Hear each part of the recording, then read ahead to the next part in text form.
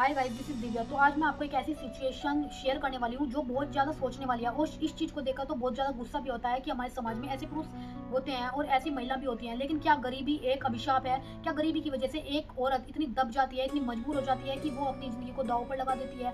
तो देखिए, मैं बात करने वाली हूँ एक ऐसी महिला की जो बहुत ज़्यादा गरीब है, बहुत ज़्यादा मतलब पढ़ी लिखी भी नहीं है और इतनी ज़्यादा मजबूर है कि उसे ऐसा लगता है कि वो अगर ऐसा नहीं करेगी तो उसका जो हस्बैंड है, जो फैमिली है, उसको छोड़ देगी या उसके हस्बैंड की दूसरी शादी करा दी जाएगी। तो मैं सिचुएशन को अच्छे से एक्सप्लेन करती हूँ। देखिए, एक महिला होती है, उस महिला की ऑलरेडी 3-4 बेटियां हैं। 3-4 बेटियों के बाद वो महिला 6 मंथ की प्रेग्नेंट है। फिर जब वो डॉक्टर के पास जाती है तो जो डॉक्टर होता है उसको वो दिखाती है।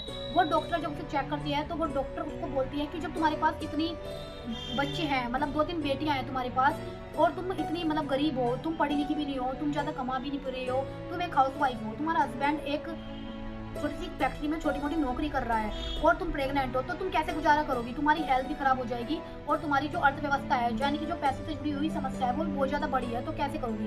तो उस महिला का उत्तर होता है कि देखिए, इसमें कोई भी मेरी मर्जी नहीं है और मैं कभी नहीं चाहती थी और बच्चों को जन्म देना, मैं कभी भी नहीं चाहती थी अपनी हेल्थ को खराब करना, लेकिन मेरे परिवार और मेरा पति यही चाहता है। इसमें उनकी ही मर्जी है, मेरी कोई भी मर्जी नहीं है। तो इस बात को ये सोचने वाली बात है, जब एक औरत की बॉडी होती है, एक औरत का खुद का शरीर है, तो वो उस शरीर पर दूसरे का हक उस शरीर पर क्यों होता है? उस औरत का खुद पर हक क्यों नहीं होता? तो वो औरत अपने शरीर से जुड़े हुए, अपनी जिंदगी से जुड़े हुए फैसले खुद ले सकती है। जब लड़की समझदार हो जाती है, मैच्योर हो जाती है, तभी उसकी शादी कराई जाती है। बिना मैच्योर के शादी नहीं कराई जाती, तो उसे फैसले लेने का अधिकार क्यों नहीं होता है? तो उसके पति की, अगर उसने ये नहीं किया तो उसके पति की दूसरी शादी कर देंगे। तो इस वजह से वो अब बच्चे को जन्म देने वाली है, वो 6 मंथ की प्रेग्नेंट है, ठीक है। उसके बाद ये बात जब डॉक्टर को बताई, डॉक्टर ने बहुत कुछ समझाने की कोशिश की, लेकिन उसे लगा कि वो बहुत ज़्यादा मजबूर है। डॉक्टर ने पढ़ाई लिखाई के बारे में पूछा तो उसने बताया कि वो ज़्यादा पढ़ी लिखी भी नहीं है, वो बहुत ही नीचे दर्जे से आई है, जो कि झोपड़ियों में रहती है। उसका हस्बैंड छोटी सी फैक्ट्री में काम करता है, उसके घर में सास ससुर है और 4 बेटियां है ऑलरेडी पहले से।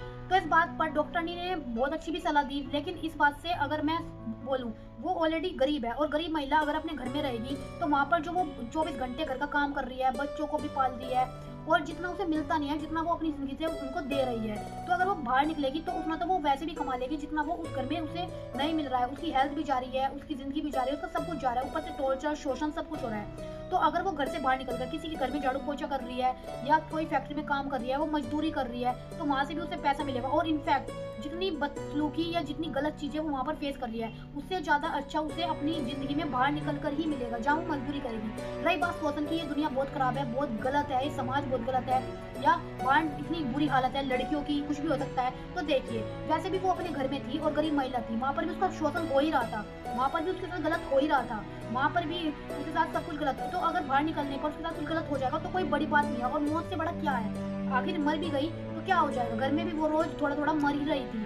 तो अगर वो बाहर निकलते, क्या पता ना मरे, क्या पता वो ठीक हो जाए, क्या पता उसकी हेल्थ अच्छी हो जाए, और क्या पता वो खुद कमाई करके इतना अच्छा खाना भी खा सकती है। वो खुद के घर में सबसे पहले, खाना खाने से पहले परिवार का सोचती है, लेकिन जब वो घर से बाहर निकलेगी, वो खाना खाने से पहले परिवार का नहीं, वो खुद का सोचेगी।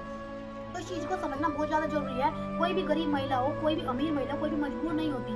और रही बात अमीर की, तो अमीर महिला हो सकता है उसे अच्छा खाना मिल रहा हो, अच्छा पहन, लेकिन डिपेंड तो वो एक इंसान पर ही होती है। उसकी जिंदगी में कब क्या हो जाए उसे भी नहीं पता होता। लेकिन जो गरीब महिला होता है, उसके पास होने को पाने को कुछ नहीं होता। तो गरीब महिलाओं को कभी भी ये सोच नहीं रखनी चाहिए कि हम गरीब है, अनपढ़ है, पैसा नहीं है, हम कुछ नहीं कर सकते। देखिए, वैसे भी आप कुछ नहीं जा रही हो अपने घर में, तो आप अगर बाहर कुछ नहीं जाओगे, कोई बड़ी बात नहीं है, ज्यादा से ज्यादा क्या हो जाएगा? आप मर जाओगी, आपकी मौत से बदतर क्या है? और रही बात की पंचायत है, गाँव है, या बहुत सारे रीति रिवाज है, पारंपरिक विधियां है, या ये चीज है बंदिशों में डाल दिया है, तो जो चीज आपकी मौत है या जो चीज आपको कुएं में धकेल रही है, आपके साथ बहुत बुरा कर रहे हैं, उससे बुरा क्या होगा? आपकी हेल्थ चली गई, आप अगर मर भी जाओगे तो जो पंचायत लोग हैं या जो समाज है वो आपको कुछ नहीं करेगा, वो आपको एक झटके में जला देगा। तो आप अपने ये सोच या ये डर अपनी जिंदगी से निकाल दीजिए कि आप गरीब हो। देखिए, ऊपर वाले ने सब कुछ बनाया, आप एक महिला हो तो क्या हुआ, आप सब कुछ कर सकती हो। ये सोच अपने मन से निकाल दीजिए कि आप गरीब है, अनपढ़ है, आपका शोषण अपने घर में भी हो रहा है, आप गरीब है, आपका शोषण बाहर भी होगा, लेकिन मौत से बड़ा और मौत के आगे पीछे कुछ नहीं है। और मौत जब तक नहीं आएगी, जब तक वो नहीं चाहेगा, उसके सिवा आपको कुछ छू भी नहीं सकता।